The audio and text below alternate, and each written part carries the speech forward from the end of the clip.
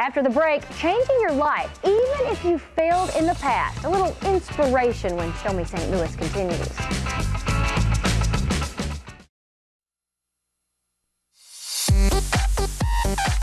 You've tried to lose weight in the past but didn't reach your goals? Don't worry. Weight loss coach Charles D'Angelo is here to help you figure out the missing link. How long does it take you when you sit down with a client to really kind of pinpoint what it is that they're doing wrong? I think there's pretty much a commonality amongst all people I work with because having weighed 360 pounds myself, I know that there was something missing. I had tried the pills, I had tried the drinks, I had tried the DVDs, or at that time it was CDs or audio cassettes, right? Back then, Yeah. I mean, I remember when I first started working out and I had a CD player and you had a CD in there and you had it on the treadmill, and every time that treadmill would move, it would mess up the song that was playing. Yeah. So I've been doing this for a little while.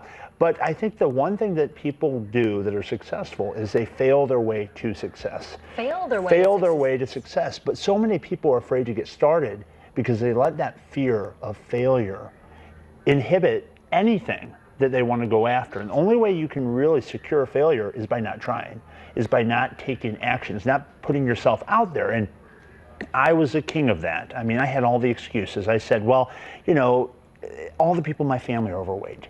I said that, you know, I'm bullied, I'm made fun of. There's no way I could really commit to a new lifestyle. And with that idea in mind, I would have never, if I would have went into that and not embraced the idea that if I would change, everything could change for me, my life would have remained at 360 pounds. I would have never had the opportunity to now speak to hundreds of people and to really help other people change their lives. So how do we get past that fear? I think there's 3 steps. I think number 1 is you've got to upgrade your mindset.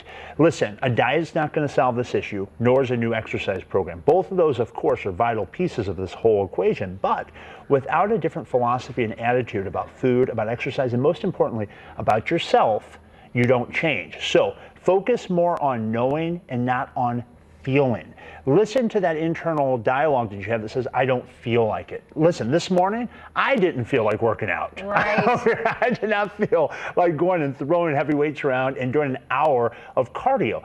Don't act on feeling, act on knowing. Step 2, you need to make certain that you develop a sound health plan. So you do have to have a strategic food plan, a strategic exercise program that you can remain consistent with, because without consistency, without repetition, repetition is the mother of all skill. Without that happening, you don't develop habit. You see, we have this progression of success. We have what we think about, our thoughts, which none of us can control what comes to our heads, right? But we can control what we focus on.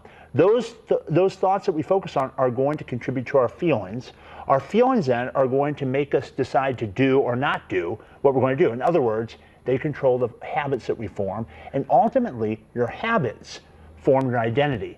So it all comes down to changing those thoughts, or at least changing what thoughts you consistently focus on. So focus on the ones that empower you, that are telling you know what, everything that I've been through, all what I say, the setbacks I've been through are setups for a comeback. I like that. Now the third thing. Third thing, and lastly, is you have to have a follow through. And that's what I do with people, is I provide the strategy, I provide the accountability. Of course, inspiration, motivation is important. A lot of people come to me thinking that's what they're getting. But I always say motivation is like a warm bath. It only lasts for about a day. So you've got to have something more than that. So when you come to work with me, we meet every other week. We're consistently focusing on where you want to go. We're not letting your past limit you, nor are we letting other people's opinions of you become your identity, because if you'll change, everything will change for you. All right, if you would like Charles's help, just go to charlesdangelo.com or call 314-495-3228 to make an appointment. You don't want to go into him and say, ooh, I failed this week. He's going to hold you accountable.